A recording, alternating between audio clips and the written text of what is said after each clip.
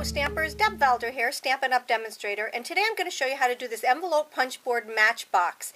I used it for a gift card holder, but you could use it for just about anything. You could put candy in it, you could put all kinds of stuff in here, anything that you want to, but it's an adorable little Matchbox.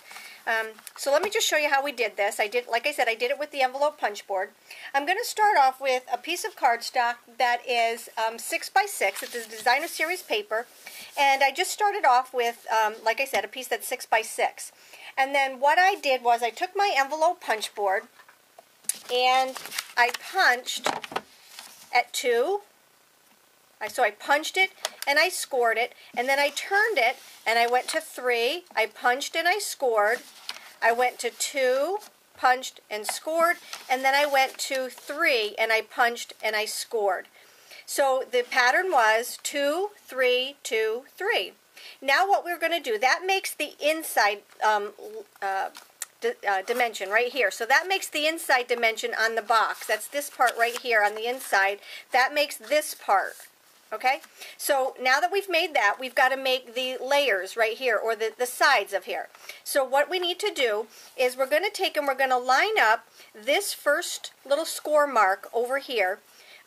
This is our first score mark. I'm going to take and I'm going to line this up with, now this is what's important. You want to make sure that you have a score mark over here, and you want to make sure that this is lined up with the little divot right here.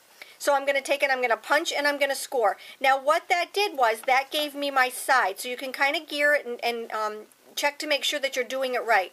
Now we're going to take and we're going to turn it, and we're going to make sure that I have my little punch, my little pointer here on a score mark, and I'm going to punch and I'm going to score. So all the way around. The first time we did it at 2 and 3, so we did it at 2 and turned it at 3, and then we did it at 2, and then we did it at 3.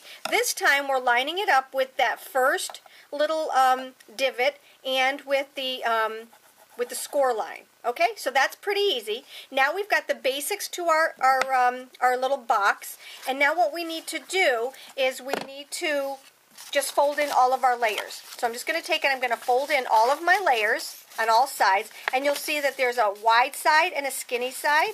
So we're going to need to know that in just a moment. The next thing that I did was I just cut in on the folds. So here is our little skinny guy. I want you to put the fat end up on top and on the bottom, and I want you to cut up, and then I want you to turn it around, and I want you to cut up on this side. So when you lift up your little flaps, they're lifted up toward the little guys. Okay, so that's what it looks like right now. Now what we're going to do is we're going to make this little divot right here. And the way you do that, you're going to do it on your skinny side. So you're going to take and you're going to fold your skinny side. Now remember, you have one fold and then you have two folds. But we need to do it on this first fold because that's where the little divot is. You see, here's your side. We need to make the divot on this one. Don't cut it on this one. You want to cut it on this one. So we're going to take and we're going to lay it down flat like this. We're going to fold it up once, and we're going to punch right here. So now the other thing I need you to do is to look to see where this little ridge is right here. That's kind of where the little divot is. So when you punch, this right here is going to go on 1 1/8. So I'm going to take my little punch board, and I'm going to put this little divot, like I said, right onto 1 1/8. If you don't know what I'm talking about, all you have to do is just center this piece right here, your little triangle, in with what I call the cave door opening. So what you're going to do is you're going to line this up so that this part right here is centered. All right, and then you're just going to punch. And when you do that, you have one little punch right here. And then remember, you're still going to be able to fold it here. So it was on the first fold, not the second fold. You'll know if you did it. Okay, now what we need to do is to start putting our little box together. It's this fast. It's fun and it's fast. All right, so now we have this. So the first thing that we're going to do is we're going to take and we're going to do another set of folds. So we're going to fold our first fold in, and then we're going to fold again on the second fold, just like this. All right, so we're folding this one that didn't really have a fold. We're going to fold that in. Let's do it again. We're going to take the big one, we're going to fold it in, and then we're going to fold it on the second fold. See? See, now we have our box sides. See? All right, we're going to take and do the same thing here. We're going to fold the first fold in, and then we're going to take and we're going to fold it in again. Last time, we're going to fold it in, and we're going to fold in the second fold. So now we have all of our folds done, and when you're doing this, I want you to make sure that you're using your bone folder all the way around. Okay, let's start putting it together. Now, I like to use my mini glue dots on this because it holds really well when you do. The first thing that we're going to do is we're going to take and we're going to put a little mini glue dot right here at the tip, and we're going to take and we're going to fold it in, fold it down, and fold it up. Okay, so this piece right here is glued right down. We've got our first side up and running, and that's the side with the divot. Let's turn it all the way around. I'm going to take and I'm going to put a little mini glue dot right here. I'm going to take and I'm going to fold it in and glue it down. Okay, there's our second side. So we've got our two sides at the long end. Now what we need to do is we need to fold in these. But before we do, we're going to take our little flaps and stick them on the inside, just like this. So our flaps are on the inside. And then what we're going to do is we're going to take and we're going to put our mini glue dots here. I like to put a few extra ones around. Now you can use snail adhesive. You can use sticky strip. I would suggest a stronger adhesive like mini glue dots or sticky strip if you're using this box as a with cardstock, because you really want to make sure that that's going to hold. This is designer series paper and it's a little bit thinner, so it's a little bit, you can score it a little bit better. All right, so now we've got our adhesive, whatever adhesive you want, and what we're going to do is we're going to take these two and we're going to just fold them in like this. This is going to go up and over those little flaps, and then you're just going to take and snug it in. Okay, let's try that again. Your flaps are on the inside. This first fold is going to go up and over them. This one is going to go right snug with this, and before you push it down, make sure everything is nice and even. And there we have our box. Now what we need to do is to make the lid, and let me just show you what that looks like. So here's our little box, and then the lid just gets wrapped around it. But let me show you the best way to do that. So we have our box.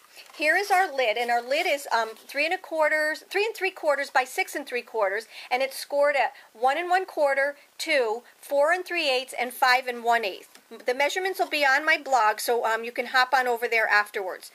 I strongly suggest, again, if you're using cardstock instead of designer series paper, to use sticky strip. For this, I'm just going to use my snail just to show you how to get it together.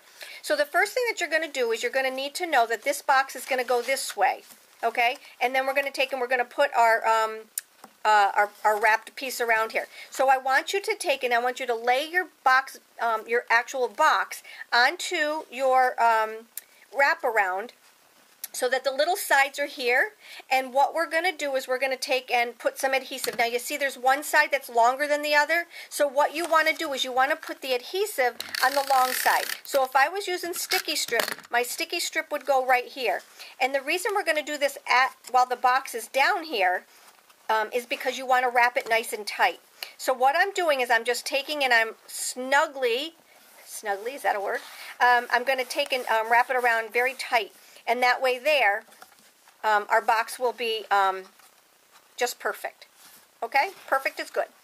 All right, now what we need to do is we just need to add a piece of paper. The top layer here is just 2 1/4 by 3 5/8. I'm just going to add some snail adhesive to that and add that to my topper.